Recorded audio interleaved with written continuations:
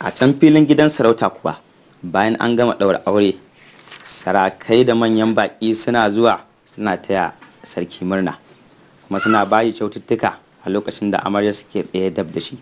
Sai ya lura cewa babu boka aulat a filin gaba ɗaya. Ko da ya sake hangawa ko ina, sai ya ga ashe gaba ɗaya bokayen ƙasar ma ba sana. Nan take hankalin sarki ram ya dugunzuma ainun. Ya yana a cikin ransa cewa lalle boka aulat ya ci amanarsa, kuma akwai wata makarƙashiya da yake shirin tafka masa, shi da sauran bokayen. Nan take sarki aulat da ya kirawo sarkin yaƙinsa ya ce da shi, maza ka sa a raka ni zuwa surakata, kuma daga yau kada a sake barin kowa ya shigo inda nake ko inda amaryata take, ko da kuwa boka aulat ne.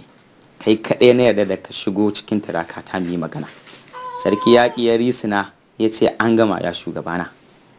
Nan take sarki ram ya kama hannun amaryarsa na Samirat suka nufi cikin gidan sarautar. Dakaru sama da miliyan 1 na mutane da aljanu na take masa baya. A daidai wannan lokaci ne boka aulat da sauran bokaye suka dawo filin fadar. Ko da aulat ya hango sarki da amaryarsa za su shige cikin gidan sarautar, sai ya rugo da gudu ya nufi inda sarki ya shiga. Kwatsam sai boka aulat ya ga sarkin yaƙi ya sha gabansa. Cikin fushi boka aulat ya dube shi, sannan ya ce, wani irin shirme ne haka, za ka zo ka sha gabana alhalin kasancewa sarki baya son na gusa daga kusa da shi daidai da tsawon rabin sa'a. Kudujin haka sai sarkin yaƙi ya yi ɗan guntun murmushi, sannan ya ce, ai wannan da ne, yanzu nan sarki ya bani umarnin cewa kada na sake barin kowa ya je inda yake, ko da kuwa kai ne. Kudujin haka sai ran boka aulat ya ɓaci ainin, ya daka wa sarkin yaƙi tsawa, sannan ya ce, wai shin ni kakanka ne har da zaka zo mini da maganar wasa?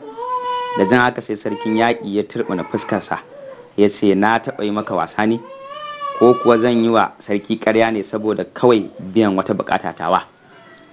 Inda sarki bai sauya ra'ayinsa ba, ai babu wanda ba yadda za a yi ya tafi wani wuri babu kai. Ni ina ganin cewa sarki yana zargin ka da wani laifin, don haka ka san hanyar da za ka bi ka gyara tsakaninka da shi. Ko da sarkin yaƙi ya zo nan a zancensa, sai hankalin boka aulat ya dugunzuma ainin fiye da koyaushe. Ya dubi sarkin yaƙi cikin alamun matuƙar damuwa, sannan ya ce, dole ne na ga sarki yanzu nan domin na hana shi tarewa da wannan amaryar tasa, domin kuwa akwai babbar matsala. Abinda nake so da kai shine ka yi mini jagora zuwa ga sarki yanzu nan kafin lokaci ya ƙure. Sarkin yaƙi ya girgiza kai, sannan ya ce, ba zan iya ba, domin nima idan na kai ka gare shi zan iya rasa matsayina gaba ɗaya. Ko da jin haka sai boka aulat ya daka sarkin yaƙi tsawa a karo na biyu. Ya ce, shin ka manta ne cewa ni da kai duk mun yi rantsuwa da girman abin bautar mu cewa za mu sallama rayuwarmu da komai namu domin mu kare wannan gidan sarauta da kuma ƙasar mu gabaki ɗaya? Na rantse da girman iyayena, idan ban hana sarki tarewa da wannan amaryar tasa ba, sai mulkin mu ya subuce, kuma mulkin sa ya subuce daga hannunsa gaba ɗaya, domin ita amaryar tasa ce za ta haye karagarsa, kuma jalinsa a hannunta yake.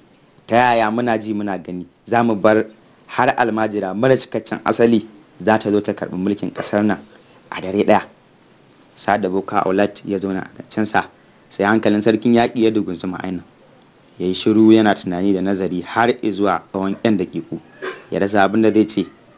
Sannan ya ɗago kai ya dubi boka aulat ya ce, tabbas dole ne na baka haɗin kai 100% domin ganin mun ceci rayuwar sarki da kuma darajar ƙasar nan ta kowane hali. Amma kai sani cewa tsalle ɗaya shi ke jefa mutum cikin rijiya. Gaggawa a cikin wannan al'amari a gare ni yana da matukar haɗari. Tuna cewa kai fa boka ne wanda babu kamarsa a ƙasar nan, don haka ka yi amfani da ƙarfin sishirinka wajen magance wannan matsalar. Boka aulat ya yi ajiyar zuciya cikin alamun takaici, sannan ya ce, ai inda zan iya yin hakan da tuni na yi, ba sai na tuntuɓe ka ba. Ai idan ka ji makaho ya ce a yi wasan jifa, to lallai ya taka hogi. Ka tuna cewa duk faɗin ƙasar nan ba a samu budurwar da ta amince za ta auri sarki ba a cikin wannan lalura tasa face na Samirat. Ka san kuwa lallai akwai abu da ta taka. Bisa wannan binciken da na yi, a kanta, na gano cewa akwai wani babban sishirin ɗafi a jikinta wanda duk wanda ya tunkare ta da nufin halaka ta mutuwa zai yi. Maganinta kawai shine sarki ya fasa aurenta kuma ya nisanta da ita. Tunda ba za mu iya taɓa na Samirar ba, ai za mu iya raba sarki da ita. Ni yanzu ba ni da sauran amincin sarki, kai kuwa kana da shi. Ka yi amfani da wannan dama a yau din nan kafin sarki ya shiga ɗakin amaryarsa, ka sa a sace shi a sirrance, mu fitar da shi daga cikin gidan sarautar gaba ɗaya, mu kai shi can gidana na bayan gari mu ɓoye shi. A sannan ne za mu yi tunanin hanyar da za mu bi mu fitar da na Samirar daga cikin gidan sarautar gaba ɗaya a cikin ruwan sanyi. Lokacin da Boka Olat ya zo na azancensa, sai hankalin sarkin yaƙi ya ƙara da gunzuma ainihin, ya shiga cikin halin waswasi, zulumi, fargaba da zargi. Kawai sai ya ɗago kai ya dubi Boka Olat cikin alamun rashin yadda, sannan ya ce, da waɗannan abubuwan da ka shirya mini yanzu sun yi kama da hanyoyin da ake bi a shirya juyin mulki. Da wacce hujja zan yi amfani na gamsu cewa ba juyin mulki kake shirin yi wa sarki ba? Boka Olat ya daka sarkin yaƙi tsawa a karo na uku, sannan ya ce, yau shekara ta 40 ina bauta a wannan gidan sarauta. Na yi bauta ga mahaifin sarkin Ram da kakansa. Duk tsawon waɗannan shekaru ba a taɓa kama ni da laifin cin amanarsu ba. Duk abin da nake nema na jin daɗin duniya ina da shi a cikin fadata. Ina da dukiya mai tsananin yawa da ban san iyakar adadinta ba. Ina da matan aure guda 81. Ina da 'ya'ya 42. Fadata ta ginu kuma ta ƙawata fiye da wannan wacce muke ciki. Ina da fadawa, kuyangi, barori da dakarun tsaro waɗanda suka ninka na wannan fada sau 3. Akan wannan dalili zan yi sha'awar wannan fada ko kuma karagan mulkinta. Ko da sarkin yaƙi ya ji wannan tambayoyin da Boka Olat ya yi masa, sai jikinsa ya yi matuƙar sanyi, ya rasa abin da zai ce. Daga can sai ya ɗaga kai ya dubi Boka Olat ya ce, kafin dare ya yi a kai amarya ɗakin angonta. Zan san abin da zan yi a kai, kuma zan neme ka a sanar da kai komai. Ko da jan haka sai Boka Olat ya yi doguwar ajiyar zuciya, sannan ya ce, lalle ka tabbatar da cewa ka yi duk motsinka kafin a kai amarya ɗakin sarki. Ko da gama faɗin haka sai Boka Olat ya juya ya fito wani hidiminsa da hannu. Take hidimin ya janyo dokin Boka Olat da sauri ya kawo masa. Cikin tsananin fushi, Boka Olat ya kama dokin nasa ya haye, ya zabure shi da gudu ya nufi hanyar fita daga cikin gidan sarautar gaba ɗaya. Haka kuwa sai wasu dakarun Boka Olat kimanin su 40 bisa dawakai suka rufa masa baya. Wadda jama'ar gari suka ga Boka Olat ya fice daga cikin gidan sarautar gaba ɗaya, sai suka cika da tsananin mamaki, saboda an san cewa dare da rana yana tare da sarki, baya yarda ya nisanta da shi. Shi ma sarki haka. Nan fa aka fara tsegumi, kowa ya rinka faɗin albarkacin bakinsa. Babi na 6. A labarin sarki Ram kuwa, lokacin da ya kama hannun amaryarsa na Samirat ya juya suka nufi zuwa cikin gidan sarautar, bai zame ko ina ba sai cikin wani babban falo wanda girmansa ya kai na fadar gidan sarautar gaba ɗaya.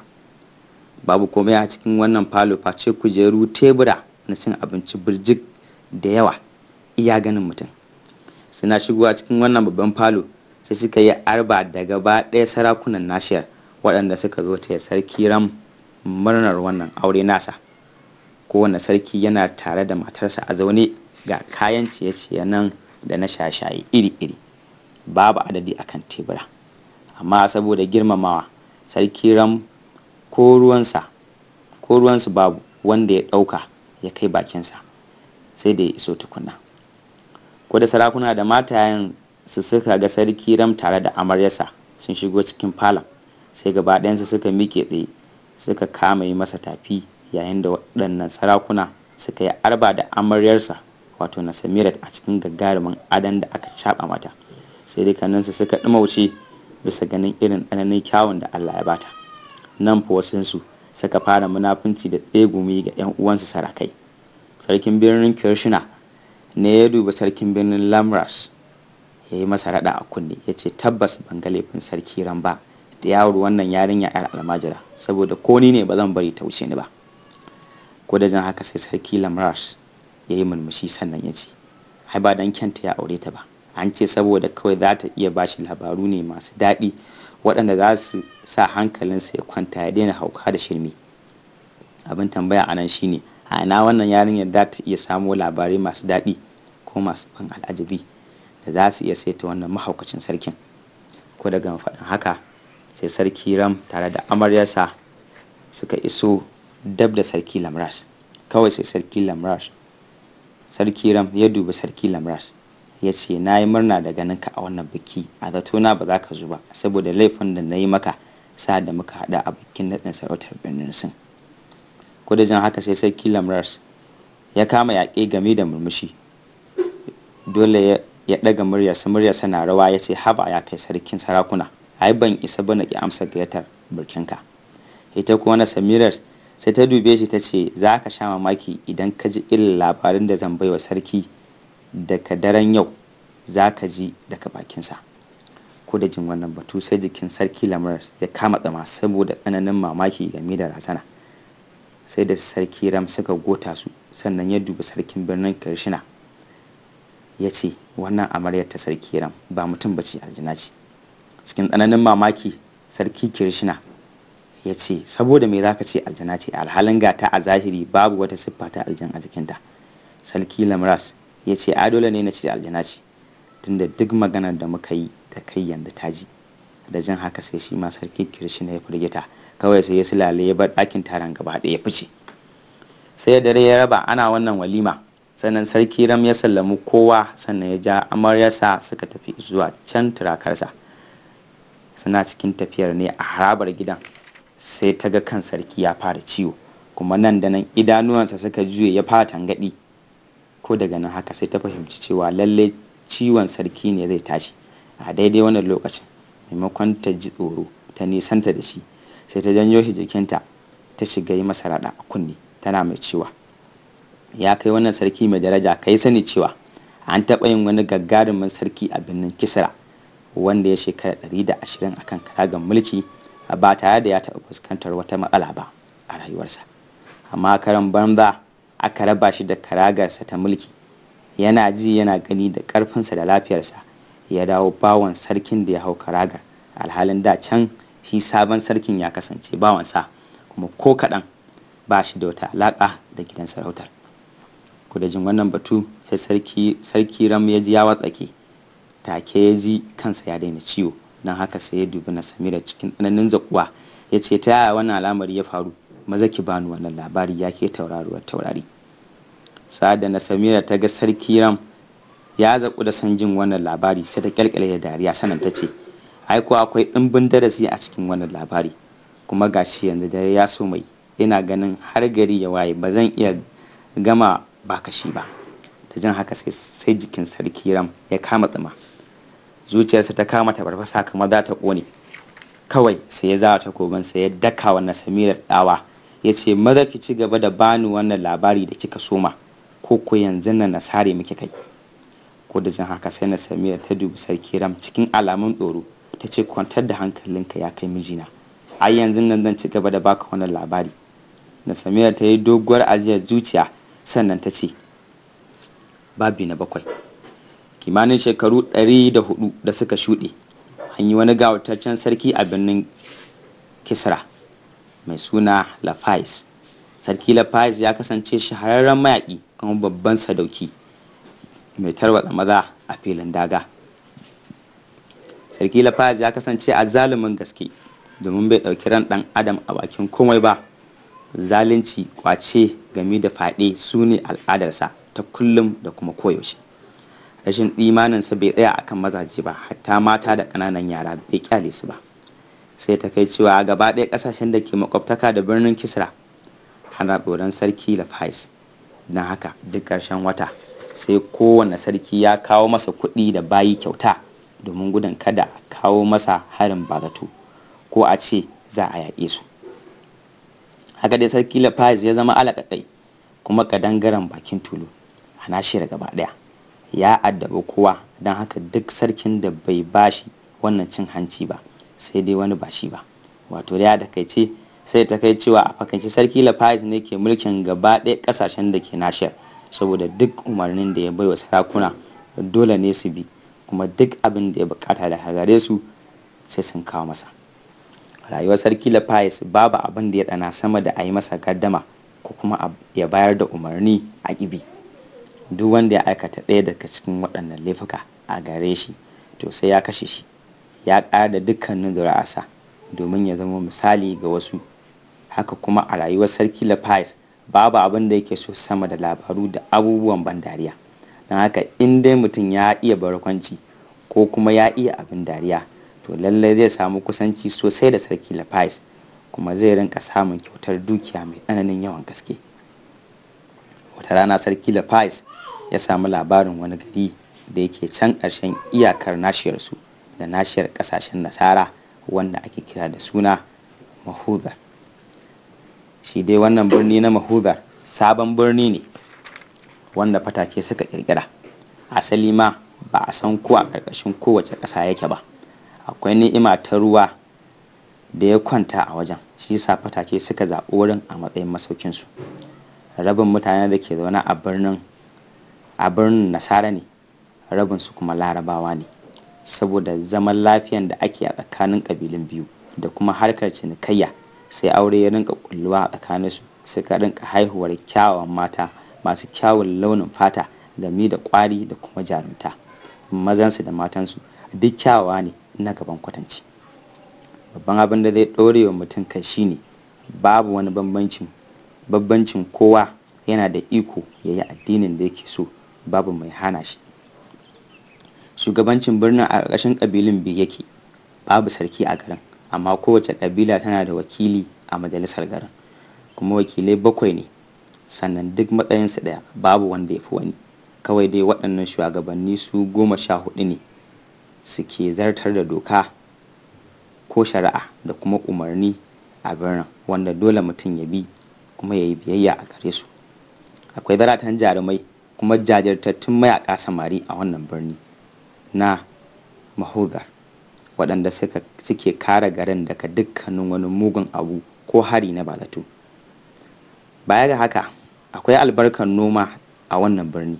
Akwai arziki na ma'adanan ƙasa a ƙarƙashin ƙasa na wannan birni da wani ƙaton tsauni da ke tsakiyar wani ƙaton kogi.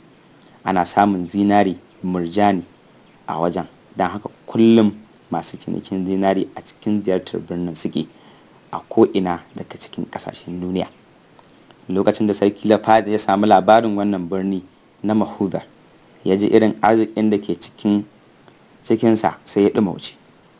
Nan take ya sa aka tara masa dakarunsa na yaƙi, suka kaɗaita a cikin fadarsa, inda ya duba sarkin yaƙinsa ya ce, ya kai Abu da Mros, wanda sakamako ka samo mini bisa binciken da na ce ka yi a kan birnin Mahudar. Sada sarkin yaƙi Abu da Mros ya ji wannan tambaya, sai ya ajiyar dogon numfashi, ya duba sarki cikin alamun karayar zuciya, sannan ya ce, ya shugabana, bisa binciken da na yi, akwai manyan ƙasashen duniya kamar guda 3 a nashiyar nasarawa waɗanda suke baiwa birnin Mahudar kariya da dakarunsu na yaƙi. Idan muka ce za mu je mu yaƙi birnin Mahudar, ba za mu samu nasara ba, domin ko da za mu tafi da gaba ɗaya mayaƙanmu,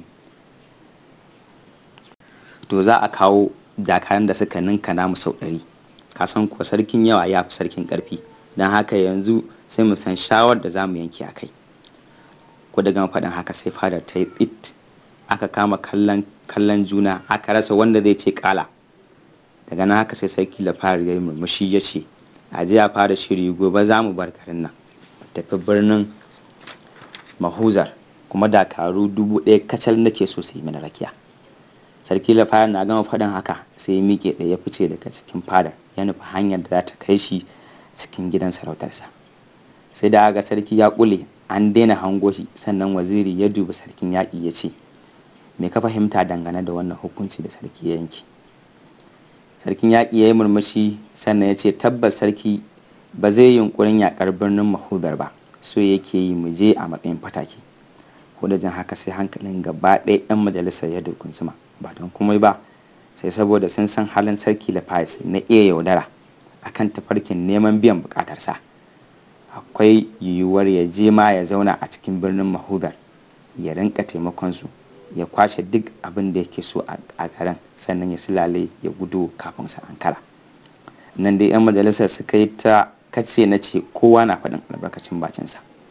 A lokacin da gari ya soma yin duhu, sarki Lafayette na zaune a cikin babban falon sai yana nishaɗi, yana shan giya ga waɗansu kyawawan kuyangi su 7 ɗaya a gabansa suna ta faman tiƙa rawa. Sai ga sarkin yaƙi Abu da Murja shigo da ya sowarsa kusa da kujera da sarki Lafayette ke zaune, ya zube ƙasa ya kwashi gaisuwa ba tare da ya ɗago kai ya dubi sarki ba, sai ce ya shugabana an gama shirin tafiya, kai kaɗai ake jira kawai. Jin haka sai sarki Lafayette ya yi murmushi kuma ya miƙe tsaye zumbur ya tafa hannayensa sau ɗaya tamkar take 'yan matan da ke rawa da makaɗan suka fice daga cikin falon. Shi kuma sarki Lafayette ya wuce gaba ya nufi hanyar fita daga falon, yana mai cewa da sarkin yaƙi mu je can bakin fadar.